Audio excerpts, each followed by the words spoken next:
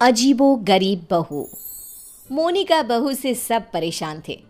कारण था उसका नेचर, जो शादी के 8 साल बाद भी किसी को समझ में ही नहीं आ रहा था।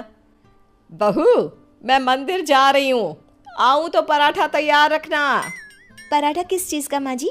आलू पनीर या प्याज आलू या मेथी का बना दूँ?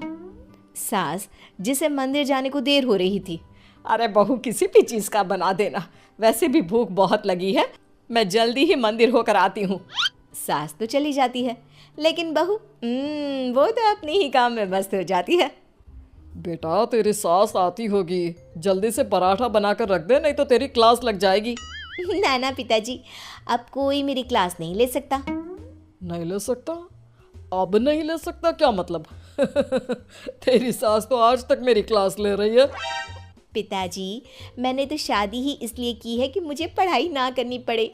क्लास लेंगी सास तो मैं नहीं रह पाऊंगी। अरे तो जो होमवर्क देकर गई है वो जल्दी से पूरा कर ले बेटा। होमवर्क? कैसा होमवर्क? अरे परेशान हो गया मैं तो। कुछ नहीं बहू, कुछ नहीं, सॉरी, जा। माफ़ी भी मांग रहे हैं पापा जी, और मुझे पता भी नहीं कि आपने क्या गलती कर दी। खैर, जा रही हूँ मैं। आज ना अलमारी ठीक करने का काम करना है मुझे। बहू कमरे में चली जाती है कि सामने उसकी बेटी की सहेली आ जाती है। अरे मेरा बेटा, ये कौन है? माँ, ये मेरी सहेली है मायरा, पास के सेक्टर में रहती है। अच्छा, क्या नाम है? कहाँ मिले तुम दोनों? आंटी, इसने बताया ना कि मेरा नाम मायरा है, मैं पास के बिल्डिंग में रहती हूँ और हम स्कूल फ्रेंड्स हैं। अच्छा, तुम लोग स्कूल में नहीं खेलते, जो घर में खेलने की जरूरत पड़ गई? वैसे क्या करते हैं पापा तुम्हारे? आंटी, मेरे पापा अमेरिका में रहते हैं। अच्छा, क्या करते हैं? अच्छा, कितने भाई बहन हो तुम? और सॉरी आंटी, मुझे जाना है, मीरा देख लेना, खेलना हो तो शाम को पार्क में मिलते हैं। सहेली के जाने के बाद, क्या है माँ, भगा दिया ना मेरी सहेली को। अरे पता नहीं क्यों इतनी बड़ी होकर भी आप समझ नहीं पाती कि कैसे रहना चाहिए, क्या पूछना चाहिए। भगा दिया मेरी सहेली को। खैर, मोनिका का अजीबो गरीब नेचर चेंज होने का नाम ही नहीं ले रहा था। एक दिन, क्या बात है मोनिका, कहाँ जा रही हो? मैं ना ज़रा बाज़ार जा रही हूँ, थोड़ा काम है। आप बताओ, काफ़ी बिजी लग रहे हो। हाँ यार, वर्क फ्रॉम होम है ना, तो काम बहुत ज़्यादा है। ठीक है, कोई ना। वो क्या है ना, बाहर धूप है और मुझे सामान लेने जाना था। कोई ना, लेकर आती हूँ। क्या होगा, ज़्यादा से ज़्यादा चक्कर खाकर गिर जाऊँगी या फिर कुछ हो जाएगा। अरे नहीं नहीं, लाओ लाओ, क्या लाना है? लिस्ट मुझे दे दो, मैं लेकर आता हूँ। मोनिका पति को लिस्ट देकर किचन में चली जाती है। अरे क्या बात है, तू तो झोला लेकर निकली थी, फिर वापस क्यों आ गई? वो क्या है ना, ये बोले कि मैं ले आता हूँ तो मैं वापस आ गई। देख ले, किचन तेरा है, तू जानती है क्या है क्या नहीं है। अरे कोई बात नहीं, वो ले आएंगे ना सब, मैंने उन्हें लिस्ट दे दी है। लेकिन जब थोड़ी देर बाद पति सारा सामान लेकर आता है तो मैं चली दाल बनाने। लेकिन ये क्या, झोले से तो दाल निकलती ही नहीं। ये क्या है जी, दाल क्यों नहीं लाए आप? अरे लिस्ट में लिखा ही नहीं था तो मैं कैसे लाता? जो लिखा है सब लाया हूं मैं।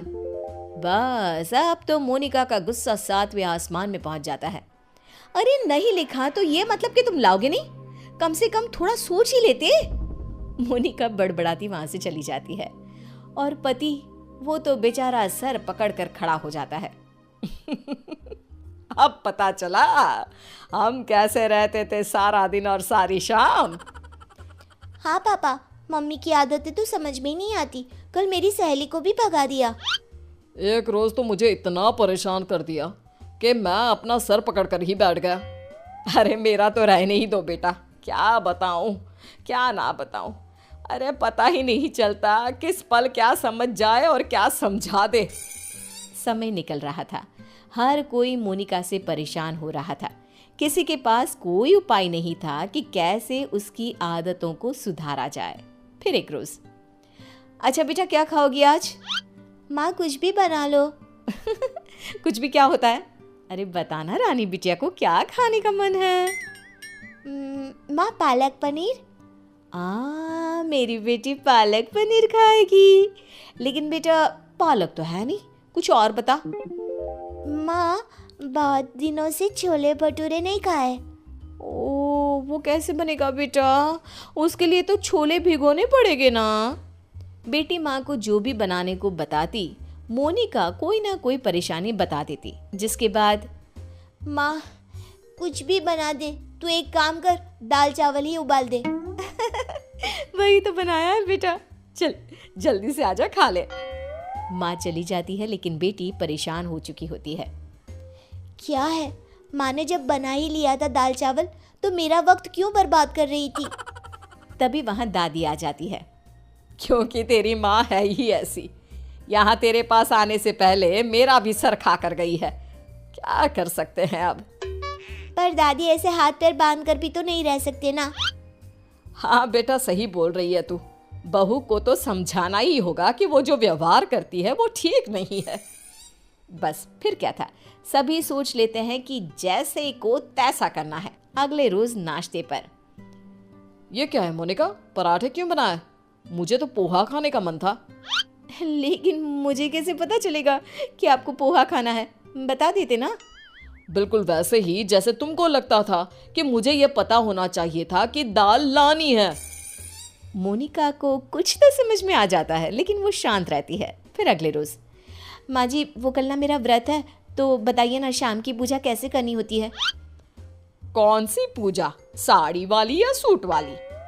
माँ जी, साड़ी वाली। वैसे क्या खाते हैं उसमें? खीर ना, तो मैं अभी खीर बना लेती हूँ। कौन सी खीर बहू, चावल वाली या सूजी वाली? बहू समझ जाती है कि वो सास को जैसे कभी पराठे के लिए कंफ्यूज कर रही थी, सास उसे अब कंफ्यूज कर रही है। तभी डोरबेल बजती है। सामने होती है पड़ोसन, जो मोनिका से मिलने आई होती है। अरे बिटिया, माँ को बुलाना अपनी। माँ को? लेकिन इस वक्त आपको क्या काम है? छोटी सी है, लेकिन सवाल देखो, पुलिस की तरह दागी जा रही है। बेटा, उनसे चीनी लेनी थी। अच्छा, आपकी कटोरी में या हमारी? बेटा, वो मैं लेकर आई हूँ, जरा माँ को बुला दो। कल पड़ोसन के घर क्या झगड़ा हुआ, ये भी पूछना था। ये क्या बात हुई, किसी के घर के झगड़े को डिस्कस करना? वैसे आपके पति क्या करते हैं? वो कितने बजे ऑफिस जाते हैं? और माँ जब शाम को वॉक पर जाती है, तो क्या उस वक्त आप लोगों की बात नहीं होती? मोनिका बेटी की सारी बात सुन रही थी, लेकिन जैसे ही वो बेटी को कुछ कहती, पड़ोसन उल्टे पैर भाग जाती है। माँ, मीरा, मैं समझ गई हूँ कि मैं क्या गलती कर रही थी। मुझे माफ़ कर दीजिए प्लीज़।